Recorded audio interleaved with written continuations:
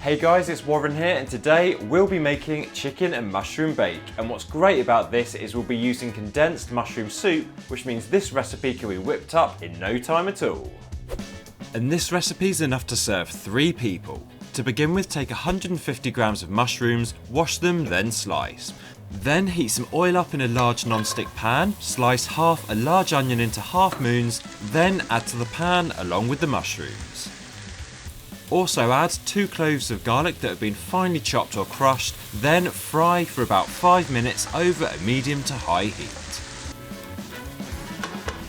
Next, take 1 tin of condensed mushroom soup, then add to the pan.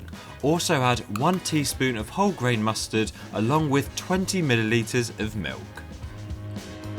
Season with some salt and pepper, then stir everything together, then remove the sauce from the heat and set aside. Next, take an oven dish and add about 300 grams of leftover cooked chicken.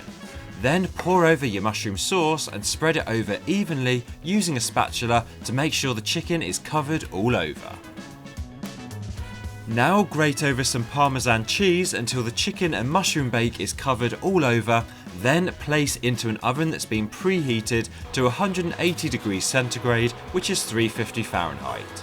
And once the cheese is melted and your topping is lovely and golden and crisp, remove from the oven.